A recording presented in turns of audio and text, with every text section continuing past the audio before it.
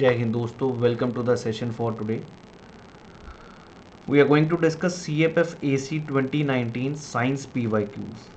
और जब आप ये प्रीवियस ईयर क्वेश्चन सारे देख लेते हैं तो आपको काफ़ी अच्छी अंडरस्टैंडिंग हो जाती है किस प्रकार के UPSC क्वेश्चंस पूछता है, और आपको ये भी समझ आ जाता है कि यार किस लेवल तक का पढ़ना है, क्या हमें 11th-12th की NCERTs को पकड़ना है या नहीं पकड़ना।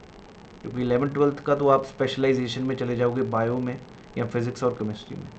मेरा मानना है कि आप 9th-10th की NCERTs को अगर अच्छे से पकड़ रहे हो तो काफ़ी क्वेश्चन हुए थे। एक सबसे महत्वपूर्ण बात साइंस के बारे ये है कि 30 से 35 क्वेश्चन आपके पेपर में आने ही आने हैं, चाहे वो CDS का पेपर हो चाहे CFF का।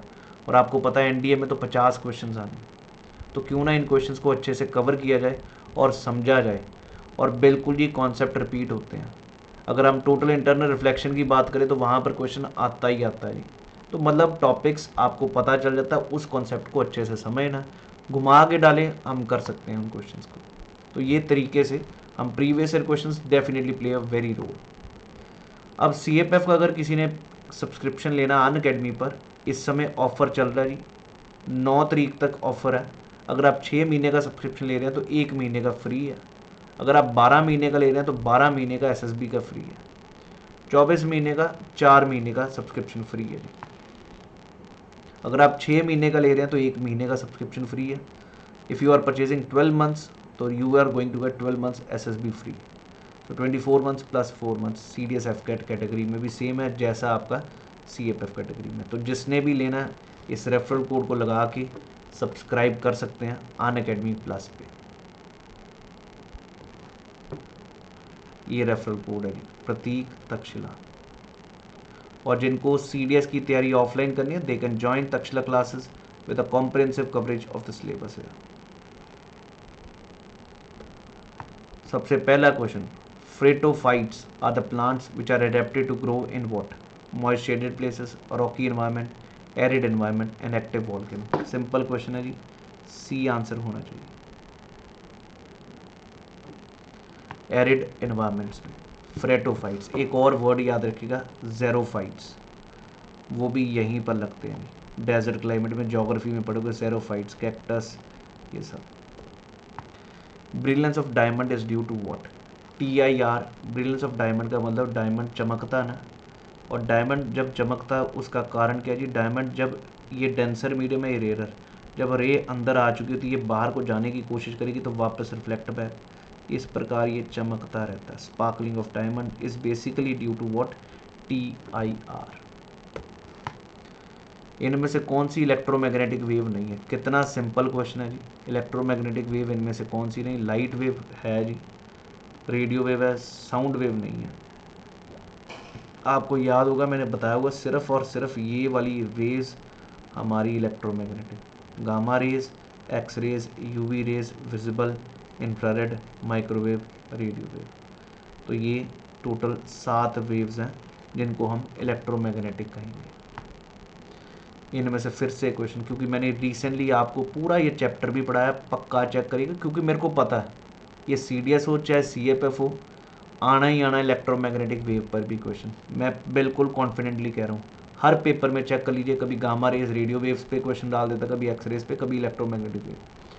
इसमें नॉट ट्रू पूछे, ये बिल्कुल ठीक है जी। Transport energy can be polarised and reflected is longitudinal, that is wrong. Electromagnetic waves are not longitudinal waves, they are transverse wave। Rather ये सारी इलेक्ट्रोमैग्नेटिक वेव्स जो gamma, x, UV, visible, infrared, microwave, radio wave, ये सब की speed same रहती है जी, 3 × 10⁸ metre पर second. और इन सभी में इलेक्ट्रिक फील्ड और मैग्नेटिक फील्ड होती है। ये सारी रेज न्यूट्रल होती हैं, कोई चार्ज नहीं होता, और इनकी वेवलेंथ इधर को बढ़ती है, गामा से रेडियो वेव की तरफ वेवलेंथ बढ़ती है, फ्रीक्वेंसी इस तरफ बढ़ती है उल्टा, और एनर्जी फ्रीक्वेंसी की तरफ ही बढ़ती है।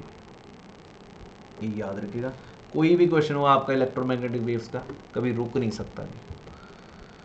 When a longitudinal wave moves through a certain medium the quantity which is transmitted, मतलब लाइट, जब लाइट कह रहा हूँ, साउंड जब ट्रेवल करती है, क्योंकि साउंड ही लॉन्गिट्यूडनल वेव है, जब ये ट्रेवल करती है इसके साथ एनर्जी और मटेरियल दोनों, क्योंकि इसको मटेरियल चाहिए through which it will pass. Sound कभी भी, लॉन्गिट्यूडनल वेव कभी भी वैक्यूम से नहीं ट्रेवल करती, तो आंसर यहाँ पर both material and medium and the energy. Principle involve in paper chromatography आपका केमिस्ट्री का टॉपिक है, जहाँ पर सेपरेशन ऑफ मिक्सचर्स की बात करते हैं, तो वहाँ पर क्रोमेटोग्राफी मीन्स कलर। तो प्रिंसिपल कौन सा, पार्टीशन का जी। Next one, can not be exhibited by sound waves. Reflection और रिफ्लेक्शन तो कल ही पढ़ाया मैंने साउंड की क्लास में। 9:30 बजे हर रोज़ साउंड की क्लास होती है, चेक करिएगा जी। मैं साउंड की कह रहा हूँ, साइंस की। फिजिक्स करवा रहा हूँ, सारी साइंस करवाऊँगा, सब पेपरों में काम आएगी। CDS हो चाहे CFF हो चाहे और आपका पेपर हो अपना NDA का। रिफ्लेक्शन रिफ्लेक्शन दोनों में काम आता है। Interference can not be exhibited. और फिर पोलराइजेशन, पोलराइजेशन नहीं होती, पोलराइजेशन सिर्फ लाइट में होती है, यहाँ इलेक्ट्रोमैग्नेटिक वेव्स में होती है। तो आंसर डी ऑप्शन होना चाहिए था। सबसे ज़्यादा जब लाइट अलाउ की जाए प्रिज्म पे फॉल करने पे, तो सबसे ज़्यादा मैक्सिमम डेविएशन मींस डिस्पर्शन सबसे ज़्यादा किसकी होती है, और इसका याद रखना it is inversely proportional to wavelength. जिसकी जितनी ज़्यादा वेवलेंथ होगी उतनी कम होगी। इन्होंने कहा मैक्सिमम, तो जिसकी सबसे कम वेवलेंथ, और वेब ग्योर में सबसे कम वेवलेंथ वाला कौन है, वेब वी, समझ रहे ना, क्योंकि ये वेवलेंथ ऐसे बढ़ती है। This is visible violet, so violet is will be having the maximum deviation।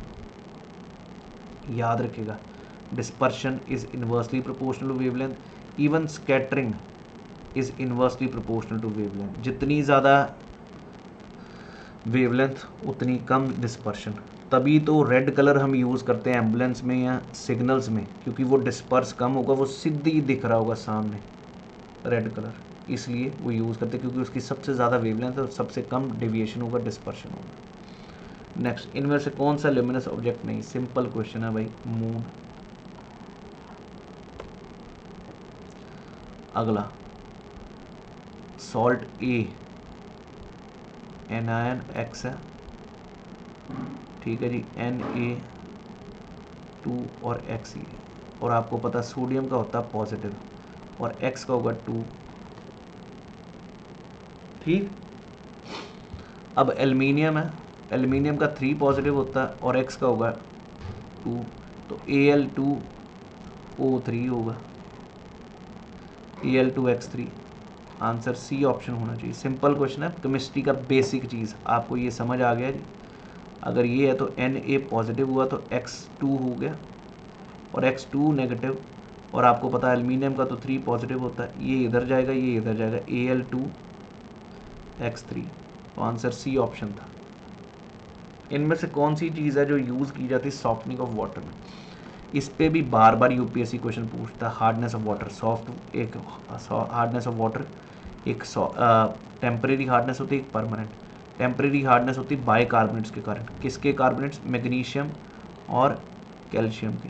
Permanent hardness होती है क्लोराइड्स और सल्फाइड्स के कारण, सल्फेट्स के कारण, वो भी मैग्नीशियम और इसके सॉल्ट्स होते हैं। लेकिन कौन सा यूज़ किया जाता है सॉफ्टनिंग ऑफ वाटर, Na6P6O18, याद रखिएगा जी। इसका नाम मेरे को अभी तक याद नहीं आ रहा, but please do check out, it is given in the book. Extensively कौन सी चीज़ यूज़ की जाती है क्वार्ट्स में, कौन सा चीज़ होता है क्वार्ट्स, आपको पता मेटामॉर्फिक रॉक भी है जी, अगर आपको याद हो। सैंडस्टोन से क्वार्ट्स बनता है, होता सिलिका सारा। Epidermal cells of plant roots increase their absorption by having root hairs, बिल्कुल, जितना हेयर्स होंगे उतना ज़्यादा एब्जॉर्प्शन हो रहा होगा। सिंपल क्वेश्चन थे ये सारे। Next, bending of shoot of a plant towards light, ये आपका टिश्यूज़ के चैप्टर में दिखा भी हुआ, पॉजिटिव फोटोट्रॉपिज्म कहेंगे। जिधर लाइट आ रही है उस तरफ बेंड हो रहा है, तो वो फोटो की तरफ, लाइट की तरफ जा रहा है, तो पॉजिटिव फोटोट्रॉपिज्म। अगला, which of the following belongs to कॉलेंथेत्रा और नाइजीरिया, सिंपल क्वेश्चन है, ये भी मैंने एग्जाम्पल सब याद करवाए हुए हैं और लॉजिक से। आंसर यहाँ पर सी ऑप्शन होना चाहिए, hydra and C anemone. Soda acid fire extinguisher contains what, soda acid आपको पता है वॉशिंग सोडा नहीं, बेकिंग सोडा, और बेकिंग सोडा में आपको भी पता क्या होता है, सोडियम बाइकार्बोनेट होता है जी। तो यहाँ पर सोडियम हाइड्रोजन कार्बोनेट कह रहे हैं, दूसरे में ये कह रहे हैं, तो बिल्कुल सोडियम हाइड्रोजन कार्बोनेट इसमें भी है, इसमें भी है। अब तीसरी ऑप्शन, ये तो नहीं हो सकता, ना ये हो सकता, हम बात करेंगे जी ए ऑप्शन के साथ। डज नॉट कंटेन COOH, ये अच्छा क्वेश्चन था जी। COOH आपको पता होगा एसिड का ग्रुप है ऑर्गेनिक केमिस्ट्री में, तो यहाँ पर मैं कहूँगा एस्कॉर्बिक एसिड, क्योंकि ये विटामिन C होता है।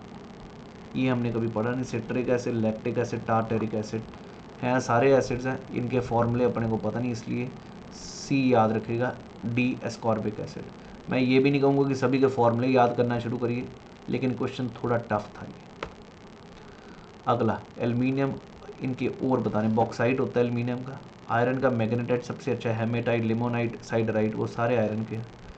और उसके बाद आता है ये जिंक का भी कैलामाइन पक्का जी, तो आंसर ए ऑप्शन ही होना चाहिए। ये तो आयरन का हुआ, ये कैलामाइन जिंक का, ये भी क्लियर है। Answer was very simple, A option. Again very basic question from chemistry. Most favourable conditions for, आपने सुना ही हुआ, LPG करते हैं, लिक्विफाई क्यों करते हैं, हाई प्रेशर और लो टेम्परेचर पर। D, very logical, very simple question. Does not show Tyndall effect, Tyndall effect सभी को याद होगा, जो अगर लाइट जा रही हो इधर से दिखनी चाहिए, वैसे अगर ना दिख रही हो ये लाइट तो ये टिंडल इफेक्ट नहीं दिखा रही। अगर उसका साइज़ ऐसे है, कोलॉइड सोल्यूशन है, तो ये लाइट दिखे तो इसको कहते हैं शोज टिंडल इफेक्ट। और यहाँ पर होना चाहिए लाइम जूस। वुड स्पिरिट, ये भी सिंपल क्वेश्चन है जी। जो लकड़ को स्पिरिट लगाते हैं, ये भी कई बारी लोग इसको पी के नशा करते हैं और फिर डेथ हो जाती है, अंधे हो जाते हैं। वो है क्या, मिथेनॉल।